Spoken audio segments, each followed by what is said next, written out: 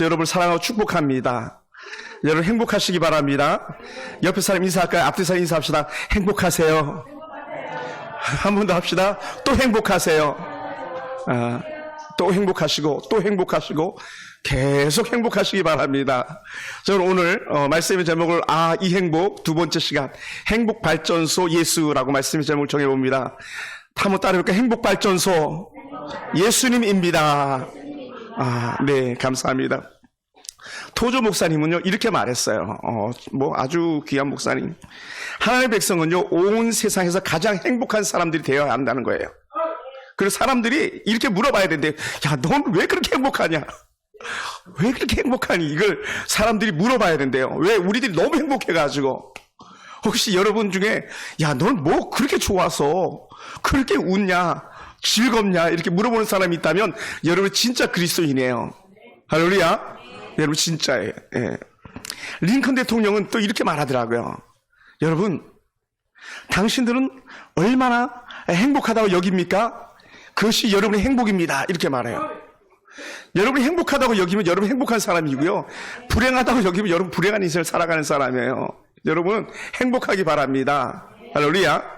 또 톨스토이, 러시아의 대문호 톨스토이 이렇게 말해요. 행복이라는 것은 하나님을 믿는 거야.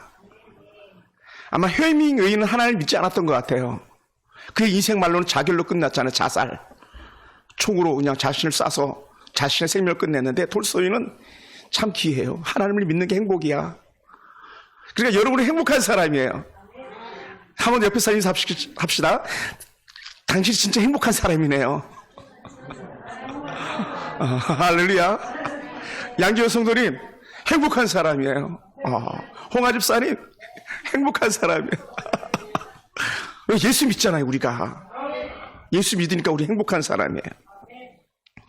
악한 자들은요, 명예와 권세를 가질 수는 있지만요, 그들은 행복은 차지할 수 없대요. 세상에 많은 부는 가질 수 있지만 흔히 말하는 것처럼 돈으로 행복을 살 수 없고 좋은 침대로 잠을 살 수 없다 했듯이 예수 외에는 우리에게 진정한 행복을 가져다 줄 수 없음을 우리는 보게 됩니다. 그래서 저는요, 우리 형제들 가운데서 제가 목사에서 그런 것만이 아니라 제가 예수를 누구보다 더 사랑하고 더 섬기기 때문에 제가 우리 형제들 중에서 제일 행복한 것 같습니다. 사촌 형제들 가운데서도 제가 제일 행복한 것 같고요. 친구들 가운데서 제가 제일 행복한 것 같아요. 왜요? 제가 예수님을 대빵 많이 사랑하거든요. 저는 하나님을 정말 사랑하거든요. 그러다 보니까 난 정말 행복하다 이렇게 고백할 수 있어요. 모세는요, 행복에 대해서 뭐라고 말했냐면, 내가 오늘 내 행복을 위하여 내가 명하는 여호와의 명령과 규례를 지킬 것이 아니냐. 행복을 위해서 여호와의 말씀을 지키라 이렇게 말해요. 그러니까 행복을 지키는 게 뭐지 했더니 행복을 지키려면 하나님의 말씀을 지켜라 이렇게 얘기하는 거예요. 아주 간단해요. 너무 쉬운 명제를 신명기 10장 13절에서 행복이라는 단어를 우리에게 말해 주었어요. 그러다 보니까 행복, 이 토부란 단어는요, 우리가 하나님의 말씀을 따라 사는 거다. 또 이 행복 토부는요, 하나님이 우리에게 주신 명령을 순종하는 거다는 거예요. 순종. 제가 아버지 말 안 들어가지고 매 맞았다 그랬잖아요. 하나님의 말씀을 안 들으면 매를 맞을 수밖에 없어요. 제가 오늘도 어느 우리 오랜 친구에게 이렇게 문자를 보냈어요. 하나님이 살아계심을 너를 통해서 증명되어지기 원한다 이렇게 했어요. 하나님이 살아계심이 증명되어지는, 만약에 하나님을 안 믿으면 하나님의 살아계심이 그에게 증명이 안 돼요. 근데 하나님이 살아계시면 그의 삶 속에 하나님이 증명되어지는 거예요. 오늘 저와 여러분 삶 속에서도 하나님이 여러분에게 행복으로 하나님이 증명되어지길 원합니다. 할렐루야. 하나님의 모든 명령은요, 결국은 그러다 보니까 우리의 행복을 위해서 주시는 명령들이었다라는 거예요. 그러니까 우리의 행복 때문에 가나안 땅에 길을 열어놓으셨던 거고요, 우리의 행복을 위해서 장애물들을 제거해 주셨던 거예요. 왜? 가나안 땅을 마침내 들어가야 되기 때문에 요단강을 가를 수밖에 없었고, 그 앞에 가로막힌 여리고를 무너뜨릴 수밖에 없었고, 많은 가나안의 7 부족을 갖다가 물리칠 수밖에 없었던 거예요. 왜? 그들이 행복해야 되기 때문에. 저와 여러분 삶 속에서도 여전히 이런 행복이 계속적으로 재생산되어지길 원합니다. 매일매일 새롭게 여러분 가운데 삶의 행복지수가 높아지길 원합니다. 그러면 그렇게 세상에 가장 큰 부를 누리고 세상에 가장 드러난 사람으로 살았던 사람이 있어요. 가장 지식이 넘쳤고 지혜가 넘쳤고 뭐 누구와도 견줄 수 없어가지고 동생 각지에서 그 한 사람 보러 왔던 솔로몬이 이렇게 말했습니다. 전도서 말씀을 보니까 뭐라 표현했냐면 1장 8절에서 눈은 보아도 족함이 없고 귀는 들어도 가득 차지 아니하는도다라고 했어요. 정말 그런 다 누려보았잖아요. 옛날에 여러분 전도서를 빗대가지고 나온 말들 있잖아요. 학생이면 학생마다 다 학생이냐, 학생다워야 진짜 학생이지, 이런 말들이 있었잖아요. 그죠? 근데 전도서 기자 솔로몬이 살아보니까 그런 거예요. 다 헛된 거예요. 헛되고 헛되는 헤아레스수가 모든 걸 헛되도 해야 했는데, 그러다 보니까 우리는 헛되지 않은 줄 알고 계속 눈을 만족시키려고 그랬고, 입을 만족시키려고 그랬고, 귀를 만족시키려고 해보지만 다 헛되더라는 거예요. 그러면서 전도서 기자는 이렇게 고백해요. 1000년을 살아도 행복하지 못하면 무슨 의미가 있겠느냐. 1000년을 살아도 행복하지 못하면 무슨 의미가 있겠냐는 거예요. 여러분 어떻습니까? 여러분의 눈이 좋기 찹니까? 여러분이 입에 들어가는 것이 행복해서 춤을 춥니까? 좋은 음악, 좋은 소리 듣는다고 여러분의 귀가 차던가요? 그러므로 역시 솔로몬은 인생 말년에 사람이 된 거예요. 어떤 사람? 하나님의 사람. 인생 말년에 하나님을 바라보니까 야, 하나님이 진짜 행복이었구나. 이걸 되찾게 된 거예요. 그래서 전도서가 나온 거예요. 왜 솔로몬이 그렇게 담대히 말할 수 있었냐면 사람은요, 처음부터 하나님의 형상으로 지어졌기 때문에 뭐라고요? 보시기에 심이 좋았다고 그랬잖아요. 토부, 보통 토부가 아니고 더 좋은 토부, 정말 보기 좋았던 그런 게 오늘 우리들의 모습이라고 말했지 않습니까? 하나님의 얼굴이 그러다 보니까 하나님의 형상의 특징들이 있는데 보니까 하나님은 행복해서 춤을 추신 하나님. 하나님의 얼굴 보면 행복이 뚝뚝뚝뚝 떨어지는 거예요. 아주 행복이 묻어나는 그런 얼굴인 거예요. 그게 하나님의 얼굴인데 그 얼굴이 오늘 저와 여러분의 얼굴 돼야 될 줄로 믿습니다. 할렐루야. 지금 마스크 써가지고 잘 모르겠어요. 여러분의 행복이 어떤 얼굴로 표현되는지. 근데 마스크가 주는 큰 장점이 있어요. 뭔지 아세요? 다 예뻐요. 그 이후로 미운 사람은 세상에 어디에도 없는 것 같아요. 물론 뭐 미운 사람이 어디 있겠습니까? 하나님 보시기에 다 좋은 사람들인데, 그런데 여러분 감춰져 있는 아래 하단도 찡그리는 게 아니라 웃는 스마일한 여러분 되기 원합니다. 할렐루야. 다 행복했으면 좋겠어요. 예. 그래서 여러분 얼굴이 그대로 행복이 표현되어지는데 하나님의 형상이 그대로 표현되어지기 원합니다. 여러분의 말, 입에 나오는 모든 말들이 하나님의 아름다운 말, 오 좋아, 오 좋아, 막 이런 고백이 절로 나오기 원합니다. 우리 하은이가 우리 교회에서 아마 행복하다는 말 제일 많이 할 것 같아요. 막 우리 하은이 큰 딸은요, 막 입만 열면 행복해 아빠, 막 그래요. 요만큼만 좋아도 막 아빠 왜 이렇게 좋은 거야, 막 그래요. 제가 치킨 하나 들어가면요, 뭐 행복해서 춤을 출지도 몰라요. 근데요, 그걸 먹으면서도 불평하는 사람이 있고 그걸 먹으면서 싸우는 사람들이 있잖아요. 그러니까 우리 행복한 거예요. 너무 행복해요.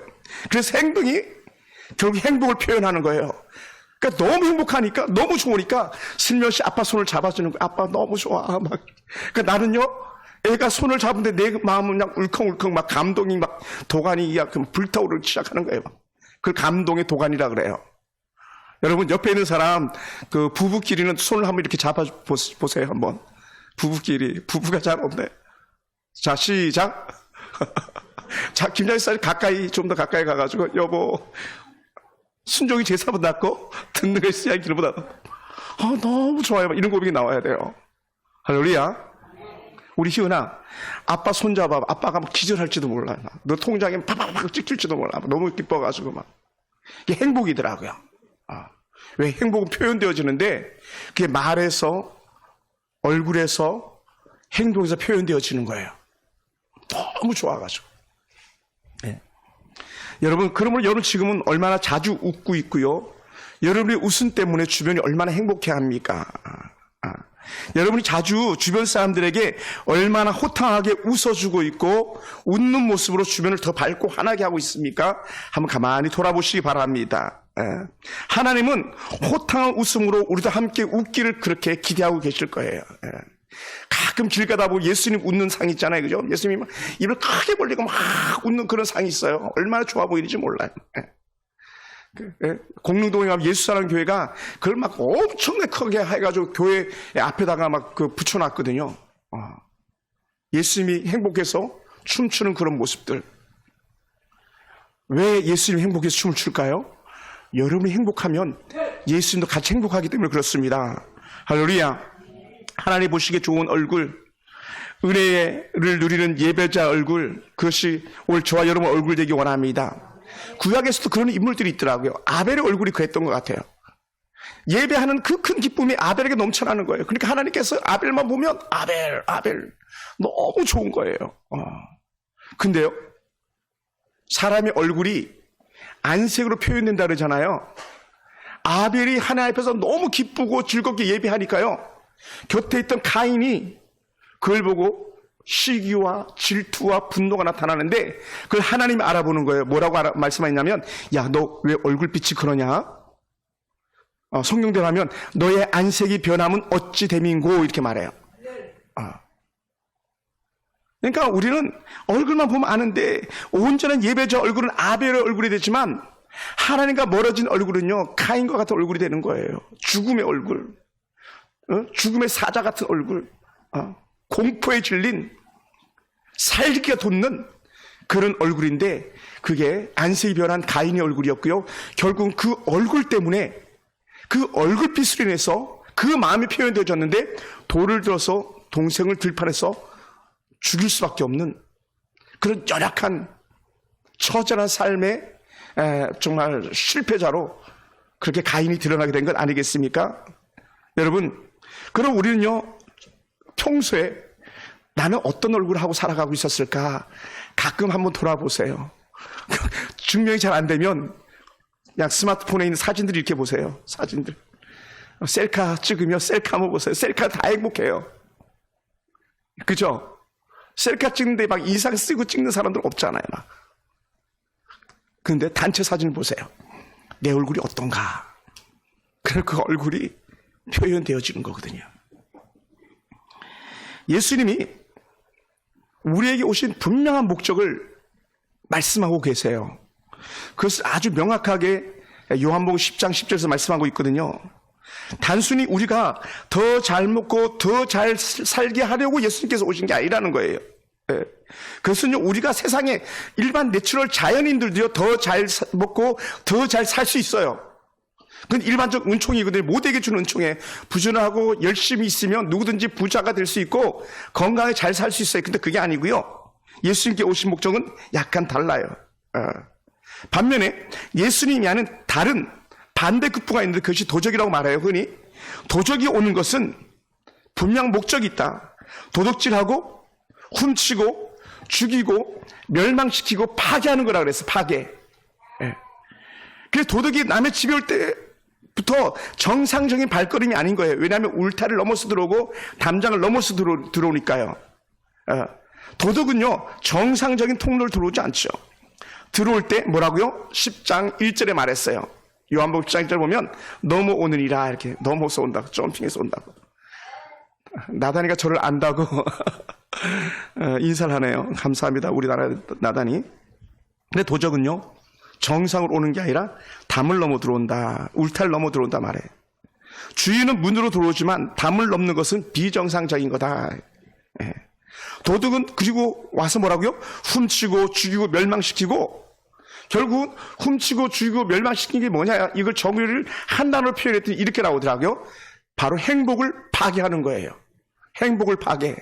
그러니까 제가 혹시 저와 의견이 다를 수도 있겠습니다만은, 푸틴이 지금 우크라이나 사람들 죽이고 멸망시키는 건요, 단순히 사람을 죽이는 것이 아니라 우리가 봤을 때 그는 행복을 파괴하는 거예요. 우크라이나라는 한 나라의 행복을 파괴하는 거예요. 이건 사단의 도구인 거죠. 도둑은 죽이고 멸망시키고 그렇게 위해서 오는 거니까요. 사랑하는 성도 여러분, 결국은 훔치고 죽이고 멸망시키도록 컨트롤하는 이가 있는데 그게 누구냐? 그건 결국 사단의 도구인 거예요. 사탄. 그들 지배하고 있는 건 악한 영들이에요. 그러니까 북한 김정은이나 이런 정치 세력들은 다 악한 사단의 수하에 놓여 있는 자들이죠. 사람들 영혼을 피폐하게 만들고 영혼을 파괴하게 만드는 것 다 사단의 휘하에 있는 거예요. 다 악한 것. 여러분이 혹 다르게 반응하실 수 있을지 모르겠습니다만은 제가 원고 없는 말씀 한마디만 더 드린다면 이런 거예요. 최근에 군 부대 안에서 동성애가 일어났어요. 육군 상사하고 중인가가 동성애를 했어요. 이게 무혐의가 됐어요. 이거는 건강한 법이 아닌 거예요.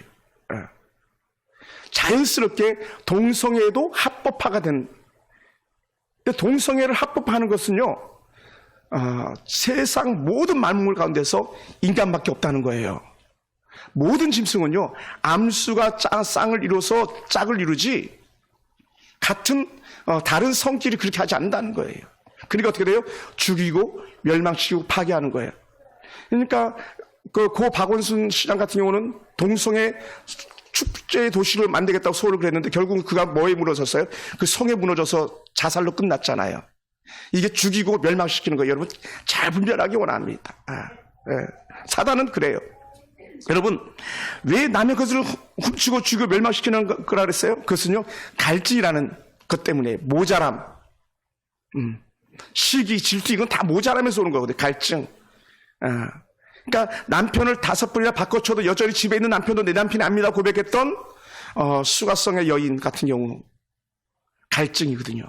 만족함이 없는. 그러다 보니까 남의 것을 빼앗을 수밖에 없고 죽이고 멸망의 도구로 쓰임받을 수밖에 없었던 것을 우리 보게 됩니다.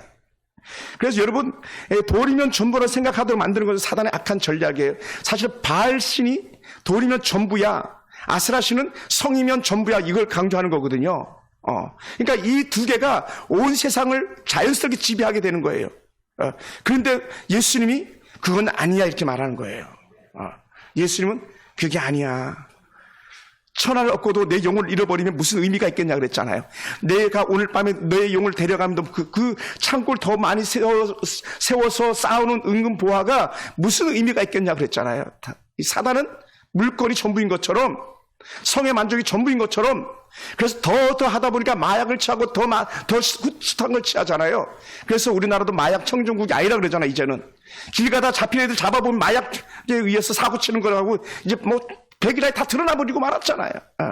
이거는 악한 사단의 악한 술책이 우리의 영혼들을, 우리 자녀들의 영혼들을 도적질하기 시작한 거예요. 그래서 우리가 깨어 있어야 되는 줄 믿습니다. 할렐루야. 여러분 그런 의미에서 구약에 보면 엘리사는 나만 장군의 은구가 보아에는 전혀 관심이 없었어요. 선지자 엘리사는 어디에 마음이 있었냐면 나만 장군의 영혼이 회복되고 그가 하나님의 자녀로 회복되는 게 관심이었어요. 그러니까 나만 장군의 악한 나병을 고쳐준 거예요. 반면에 엘리사 곁에 있던 게하시는 나만 장군의 질병에는 전혀 관심이 없었어요. 그가 가지고 있는 세상적 지위, 그가 가지고 있는 세상적 물건에 마음이 있었어요. 그러니까 어떻게 됩니까?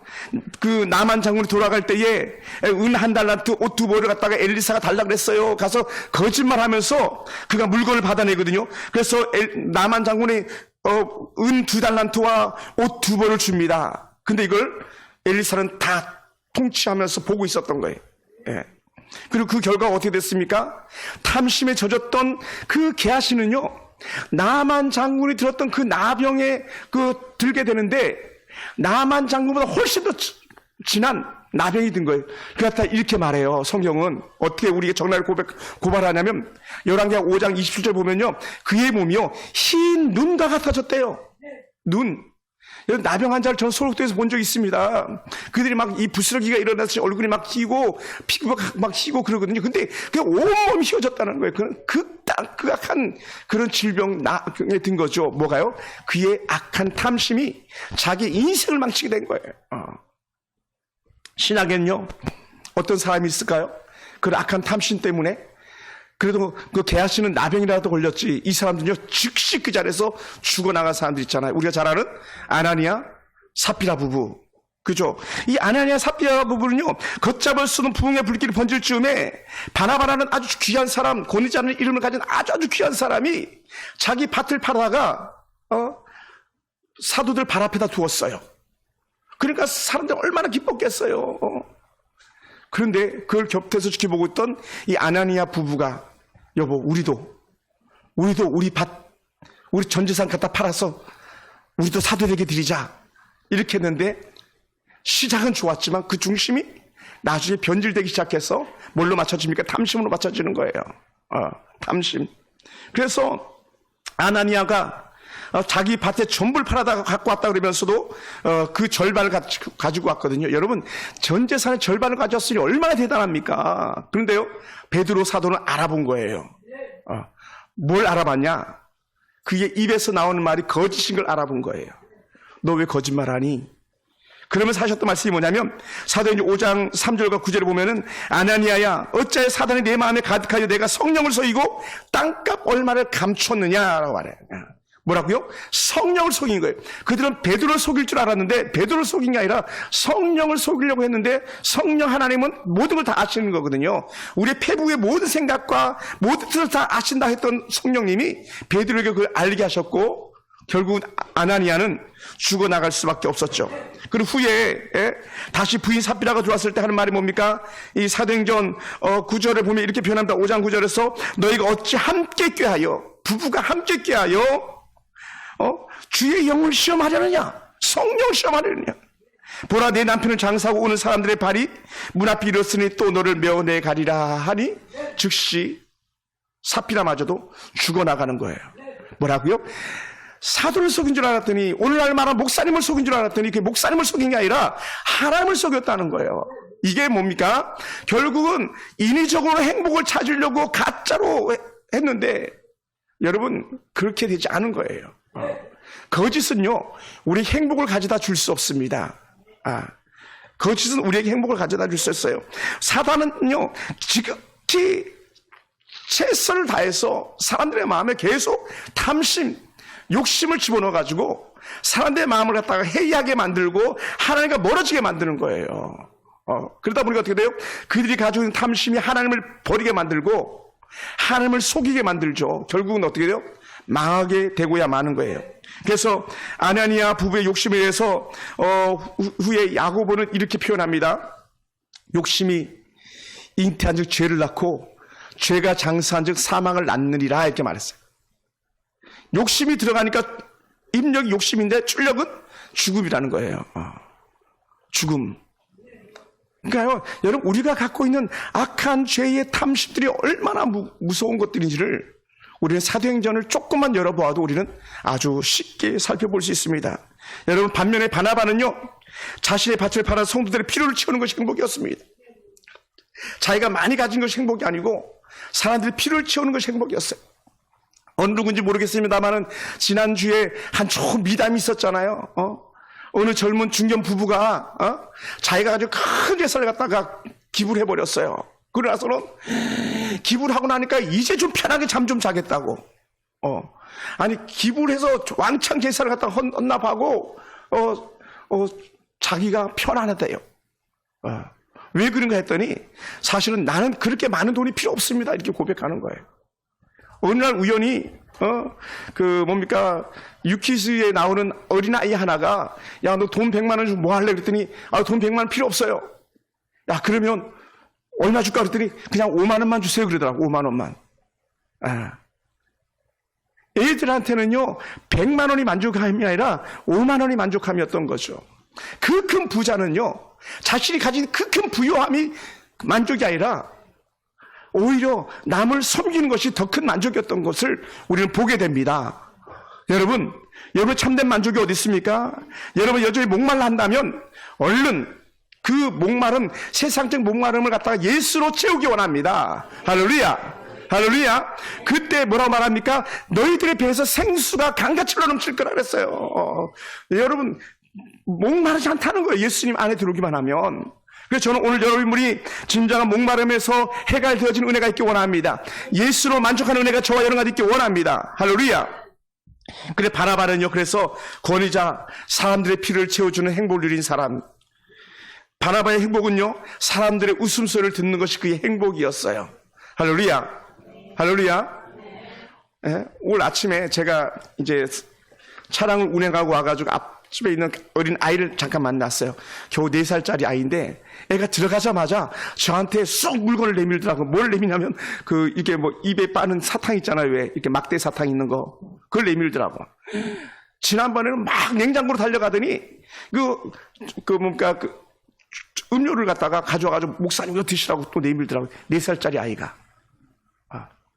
왜 그랬을까요? 그 아이는요, 사랑을 잘 받고 자라고 있는 거예요. 할머니 사랑, 엄마 아빠 사랑을 잘 받고 자라는 거예요. 그러면 제가 거기다 플러스 원 더해가지고 입만 열면 제가 거기서 안아주고 사랑한다고 말해주고 계속 사랑해 하니까 오늘도 그냥 아주 교회 오겠다고 막 따라 올라오더라고요. 그것도 과자를 갖다가 자기 거 전부 다 가지고 올라오는 거예요. 왜 가져가냐 그랬더니 이거 형들 나눠주려고 그런다고. 누나들 나눠주려고 그런다고. 걔가 진짜 행복한 거 아닙니까? 걔가 진짜 그리스도인인 것 같아요. 자기 강아지가 나눠주는, 줘도 아깝지 않아 하는, 걔가 철이 없는 겁니까? 아니에요. 걔는 하나님께서 빚으신 일반 내추럴 자연적 은총에서 그는 뭐가 진짜 행복인지를 아는 거예요. 어린아이일지라도. 근데 그게 다 그런 게 아니에요, 여러분. 어린아이라고 다 그런 줄 아십니까? 절대 그렇지 않습니다. 여러분, 오늘 여러분 어떻습니까? 오늘 여러분 스스로 갖다가 다시 한번 돌아볼 수 있게 되길 원합니다.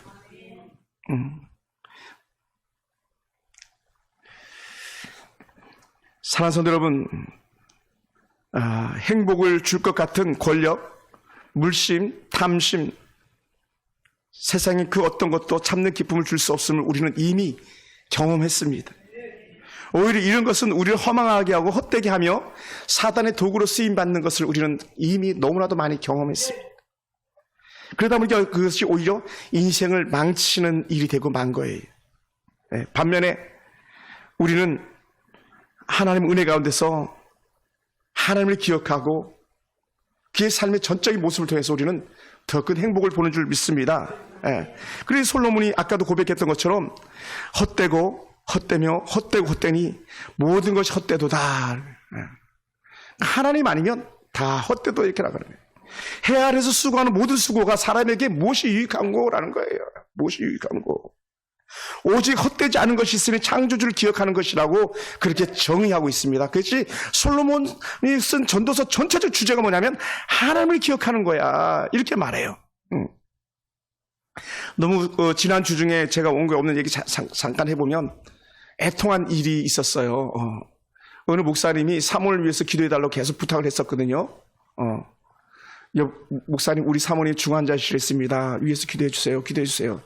근데 그분이 돌아가셨어요. 소천하셨어요. 지난 수요일 날. 그래서 제가 본의 아니게 저희가 그렇게 안면이 있던 목사님은 아니었는데 그렇게 많은 안면이 있는 목사님은 아니었는데 제가 기도를 요청받은 것 때문에 제가 일부러 장례식장을 갔어요. 갔더니 뭐 장례식장도 얼마나 썰렁했는지 모르고 시골 장례식장이었는데 마침 간 시간이 이제 영음을 하고 있는 그런 시간이었어요. 그래서 제가 입관 예배까지도 이렇게 인도하고 오는데 그 목사님 후에 저한테 말씀하시더라고요. 목사님, 사모님이 내려가자 이제 그만 내려가자 하는데 기도를 해서 내려가지 않고 10년을 지냈대요. 이제는 내려갈 때가 됐어. 여보 내려가자 했는데 목사님이 우리 조금만 더 있다 가자 하다가 코로나가 걸려가지고 코로나인지도 모르고 그냥 기도원에 있으니 뭐 수입이 없잖아요. 그러니 병원에도 못 가고 그냥 아파서 끙끙 앓다가 갑자기 쓰러져가지고 중환자실 갔는데 불과 며칠 만에 천국 입성하고 말았어요.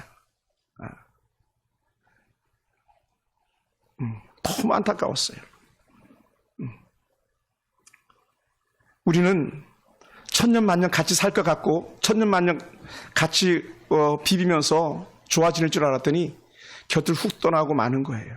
그런데 다행스러운 게 그 사모님은 예수 믿어서 천국 백성 되었으니 얼마나 감사합니까? 천국에서 제외의 소망이라도 있으니 감사하죠. 그런데요, 그러지 않은 사람들은요, 영이별 아닙니까? 영이별입니다. 사랑하는 성도 여러분, 하나님의 마음은 우리에게 원하는 것이 뭐냐면 결국은 평화예요. 평화. 우크라이나의 평화가 깃들길 바라는 것처럼 전쟁은 악화일로잖아요.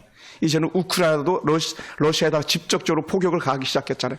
러시아가 지금까지는 이 러시아 본토에다가 우크라이나가 러시아 본토에다가는 포격을 하지 않았거든요. 이제는 본토끼리 붙는 전쟁이 되고 말았어요. 그냥 걷잡을 수 없는 거죠. 이건요 평화의 반대예요. 평화의 반대. 예. 오늘 여러분의 심령은 어떻습니까? 여러분의 모든 것을 내어줄 만큼 그렇게 약한 사단의 도구로 혹시 받는 이들이 있다면 속히 그 자리를 탈출해서 나오시길 주로 축원합니다. 예수님이 전적으로 여러분을 축원하기 원합니다. 할렐루야. 그래서 여러분의 심령 속에 하나님의 평화, 우리 하나님의 평화가 여러분 가운데 깃들기 원합니다. 하나님의 생각은 모두 함께 행복하게 사는 세상입니다. 반면에 예수님 오신 목적은 이렇게 표현해서 우리에게 주셨던 말씀, 양으로 생명을 얻게 하고 더 얻게 하려는 것이다. 예수님 오신 목적은요 파괴가 아니고 생명이에요. 죽음이 아니고 생명입니다. 생명을 주시기 위해서 오신 예수님이에요. 할렐루야.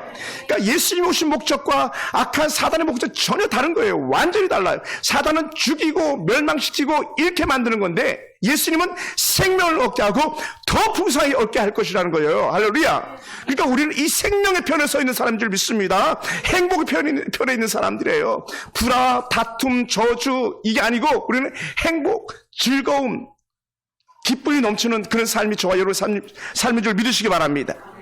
그래서 양으로 생명을 얻게 하시는 예수님, 우리의 행복을 주기 위해서 오신 예수님, 그것이 오늘 저와 여러분의 최고의 가치인 줄 믿으시기 바랍니다. 그러다 보니까 우리가 행복을 얻기 위해서 우리가 어떻게 해야 될까? 그것은요 아주 진리는 뭐라고요? 간단하다 그랬잖아요. 큰 건 간단해요. 다른 말로 하면 이거예요. 우리가 온전히 주님을 영접하고 믿고 사는 것인 줄 믿습니다. 온전히 예수님을 영접하라. 할렐루야. 우리가 온전히 예수님을 영접했다는 걸 저는 아주 쉽게도 이렇게 표현하고 싶었어요. 주님과 함께 손을 잡고 가는 것이다. 주님과 함께 손을 잡고 가는 것이다. 복음성가 가사 중에 주님이여 이 손을 꼭 잡고 가소서라는 그런 복음성가가 있어요. 약하고 상한 심령 주께서 잡아주시고 함께 가주시옵소서. 피곤하고 지친 내 손을 주님 잡아주시고 함께 가주시옵소서. 그 고백이거든요. 저는 여러분의 피곤한 몸을 우리 주님께서 안아주시기 원하고 우리 주님께 여러분의 회복의 은혜가 임하길 주님을 축원합니다. 할렐루야. 손을 잡고 가는 것이 바로 예수님을 온전히 받아들이는 것이라 했습니다. 예수님 십자가 사랑과 예수님 십자가의 죽으심과 예수님 십자가에 죽으셨다 부활하신 그 영광의 놀라운 은혜의 부활이 오늘 여러분 삶의 갱생 다시 회복의 부활로 임하길 주님을 축원합니다. 여러분 삶의 행복을 잃었습니까? 그 행복이 되찾아지기 원합니다. 여러분의 삶의 즐거움을 빼앗겼습니까? 그 즐거움이 부활처럼 회복되는 은혜가 있기 원합니다. 할렐루야. 그래서 저는 여러분 다 그랬으면 좋겠어요. 그래서 오늘 주님께서 다시 한번 이렇게도 말씀하세요.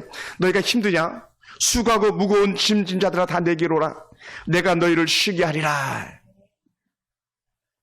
이 말씀이 관을 덮고 겉에 포장지 또 융단을 하나 이렇게 깔잖아요. 거기에서 적혀 있더라고요. 수고하고 무거운 짐진 자들아 다 내게로 오라. 내가 너희를 쉬게 하리라. 그 사모님은 하나님의 은혜 안에 들어가서 영원한 안식을 얻는 거겠죠. 누구요? 예수 안에 있는 이에게만 적용되는 거예요. 예수 안에 있는 이. 예수 밖에 있는 이에게는 사망이 그의 삶을 지배하고 말겠죠.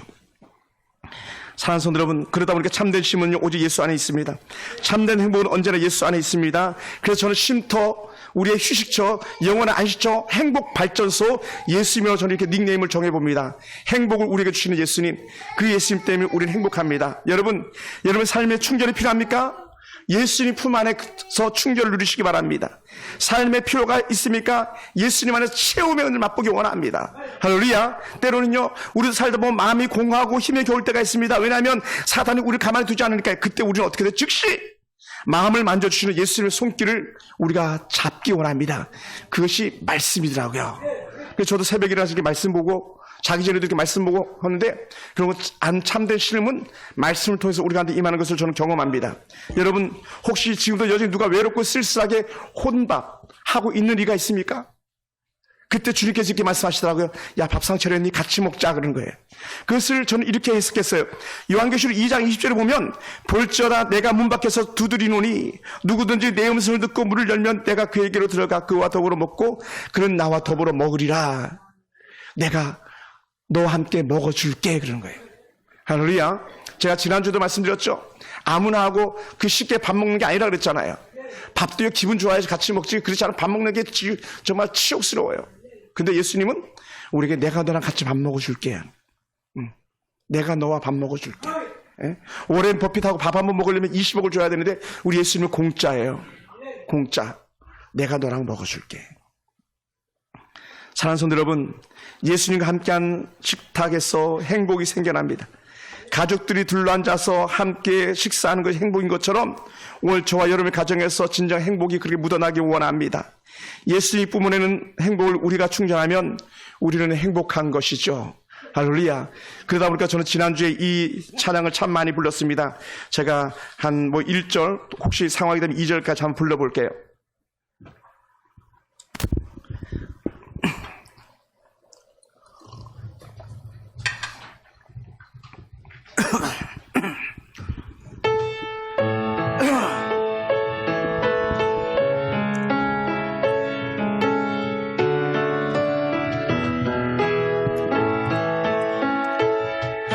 주님 한 분밖에는 아는 사람 없어요. 가슴 깊이 숨어있는 주를 사랑하는 마음, 주님 한 분밖에는 기억하지 못해요. 처음 주를 만난 그날 울며 고백하던 말, 나는 행복해요. 죄사함 받았으니 아버지 품 안에서 떠나 살기 싫어요. 나는 행복해요. 사랑이 샘솟으니 이 세상 무엇이든 채우고도 남아요. 사랑하는 성도 여러분, 여러분의 가슴에 우리 주님의 뜨거운 피가 흘러내리고 있습니까? 여러분 살아있는 그리스도인이고요, 행복한 그리스도인이에요. 여러분 심령 속에서 예수님과 함께하고 있다는 영적 기쁨이 있습니까? 여러분은요 살아있는 그리스도인이에요. 반면에요, 어떤 사람들이 이렇게 말해요. 나는 종교인인지 신앙인인지 구별이 안 간다. 도대체 종교인들은요 함께 교회 와서 예배 드릴 수도 있고 함께 때로 찬양할 수도 있고 기도할 수도 있지만 그것이 행복하지가 않는 거예요. 얼굴은 항상 근심으로 가득하고 입에서 나오는 건 탄식의 소리로 가득하고 절망이 자신을 완전히 사로잡고 있는 것 같아요. 반면에요, 진정한 그리스도인은요 예수님만 생각하면 감사하고 감격스럽고 예배드리고 싶어서 막 몸에 안달이 나고 꿈에라도 예수님 만나고 싶고 정말 눈만 뜨면 예수님 함께 하고 있다는 그런 영적 감동이 있고, 그래서 죄라면 경길할 만큼 벌벌 떠는 그런 사람들, 그것을 우리는 이렇게 신앙이라고 말할 것 같습니다. 여러분, 여러분이 행복을 찾고 있습니까? 여러분 여전히 허탄하고 허망한 데 굴복하고 있습니까? 여러분 어떻습니까? 예수님 우리 안에 들어오시면요 우리는 시편 23편의 고백처럼 하나님 나는 모자람이 없습니다 이런 고백하게 될 줄 믿습니다. 하나님 나는 여전히 내 잔이 넘칩니다. 왜 이렇게 나는 내 잔이 넘칩니까? 하나님 감사합니다. 이 고백이 절로 나온 줄 믿습니다. 그러다 보니까 어떻게 돼요? 우리는 발은 비록 땅에 딛고 살지만 우리는 천국을 사는 그런 행복한 그리스도인이 되는 줄로 믿습니다. 여러분 교회 안에도 여전히 종교인의 정말 삶의 얽매인 이들이 있을 수 있습니다. 여러분 저는요 우리에게 모든 성도들이 하나님의 거룩한 자녀로서 종교인을 릴리저너가 아니라 오리지널 크리스찬이 되기를, 리얼리 크리스찬이 되기를 원합니다. 진정한 그리스도인의 모습이 여러분 삶 속에서 행복으로 열매 맺기 원합니다. 그래서 여러분의 가정이 천국되기 원하고, 여러분의 직장이 천국되기 원하고, 우리 사회가 예수님으로 가득한 그런 사회가 되기 원합니다. 그래서 우리 대한민국이 너무 행복한 나라라고, 여러분의 가정이 너무 행복한 가정이라는 그런 소리를 막 듣고 싶습니다. 사랑하는 성도 여러분, 예수님께서는 종교인들에게 주시는 마지막 메시지가 있었어요. 손에 키를 들고 자기의 타작마당을 정하게 해서 알곡은 곳간에다 드리지만 쭉정이는 지옥불에 태운다고 했던 그런 말씀을 하신 적이 있었습니다. 여러분 어떻습니까? 오늘 여러분의 삶을 한번 가만히 돌이켜보시기 바랍니다. 나는 천국의 소망을 가지고 있는 자인가? 예수님께서 이 땅에 오셔서 추수할 때에 나를 곳간에 드릴 자인가, 불에 태울 자인가 가만히 돌아보시기 바랍니다. 그것은 간단해요. 내가 행복한 그리스도인인가? 삶의 기준, 나는 행복한 예배자인가? 이렇게 말하는 거예요. 제가 한 전도지를 보니까 이런 글귀가 있더라고요. 토끼와 거북이 행복인데요, 우리가 아는 것처럼 토끼와 거북이가 경기를 시작했습니다. 출발 소리가 나자 토끼와 거북이가 함께 달리기 시작합니다. 그런데 토끼가 갑자기 거북이에게로 다가가가지고 거북이의 손을 잡고 하나 둘 구령을 붙이면서 나란히 함께 걷듯이 뛰듯이 합니다. 그리고 토끼가 거북이에게 말합니다. 거북아, 우리 같이 달리기로 하자. 서로 도와가면서 이에 거북이가 토끼에게 대답합니다. 토끼야, 너는 어떻게 이소 우화도 안 봤냐? 원래 너 그렇게 하냐? 너의 패턴은 그게 아니거든. 너는 잠을 자고 결국 말은 내가 이기게 돼 있는데 왜 그러니? 갑자기 이렇게 말했어요. 근데 토끼가 말합니다. 야, 그거는 책에 있는 얘기고, 책. 그건 이소 우화. 우리는 서로 도와가면서 그렇게 같이 가자, 이렇게 얘기를 합니다. 그러니까 이 거북이가 갑자기 물어봐요. 야, 너 언제부터 그렇게 달라졌냐? 변했냐? 그러는 거예요. 그랬더니 이 토끼가 하는 말이 뭐냐면, 사실 나 교회 갔더니 내가 교회 가보니까 내 삶이 달라지기 시작했어, 이런 얘기를 하는 거예요. 교회 가보니까 교회 사람들 그렇게 안 살더라고. 그리고 둘이 막 열심히 또 뛰어가는데 갑자기 큰 나무가 쓰러져 있는 거예요.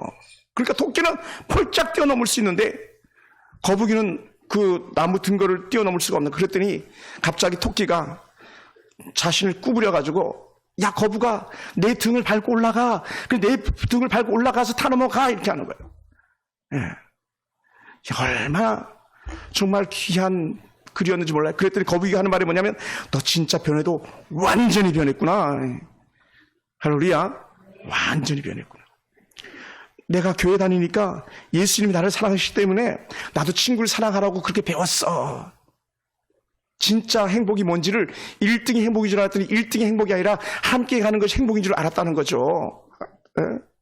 그래서 이 거북이가 하는 말이 아주 멋져요. 야, 그럼 나도 교회 가야 되겠네. 같이 교회 가자. 막 그렇게 하는 거예요. 토끼가 행복하니까 그 거북이도 같이 행복하기를 원했던 거죠. 여러분, 사랑이 눈에 보입니까? 사실 사랑은 눈에 보이지 않아요. 부모님이 나를 사랑한다고 해서 그것이 눈에 보입니까? 보이지 않아요. 자녀들이 우리 공경한다고 그게 눈에 보입니까? 보이지 않아요. 근데 어떻게 돼요? 그대 삶의 모습, 말 한마디 한마디, 그게 얼굴빛에서 나타나잖아요. 부모가 나를 사랑하는지, 자녀들이 나를 공경하는지 보이지 않아요. 성도들이 여러분 서로 행복하게 있는지 눈에 보이잖아요. 오늘 우리가 그렇게 보여서 행복한 모습이 막 드러나길 주님을 축원합니다. 너무 좋아가지고 춤을 추는 그런 애가 있기 원해요. 여러분, 우리 사랑의 최종 목적지는요, 행복이라고 주께서 우리에게 말씀해 주셨어요. 하나님의 사랑은요, 우리에게 매일매일 그렇게 드러나기 원했어요. 그래서 하나님의 닉네임, 별명이 뭡니까? 사랑이라 그러잖아요. 하나님은 사랑이시라. 사도 요한이 그렇게 바라보고 결말을 지은 거예요. 살아보니까, 믿어보니까 하나님의 사랑 자체셨거든요. 여러분, 그러다 오늘 저와 여러분도 마찬가지입니다. 오늘 우리가 사랑 자체가 되기 원합니다. 사랑의 본체 예수님 모습 그대로 드러나기 원합니다. 할렐루야. 그러다 보니까요, 우리가 행복한 거예요. 아하, 예수 안에 들어가면 행복이 있구나.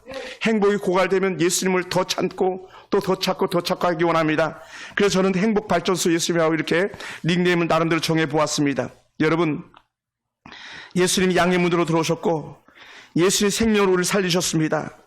우리 삶의 행복을 공부하고 계시는 그 예수님 때문에 우리는 매일매일 행복이 충전되어지기 원합니다. 할렐루야. 할렐루야. 만약에 어떤 힘든 사람이 있으면 여러분이 손을 꾹 잡아주면서 이렇게 말하세요. 나 당신에게 지금 행복을 충전시켜주고 있어요. 옛사랑아 흘러가라. 옛사랑 흘러가라. 아멘. 그게 되기 원해.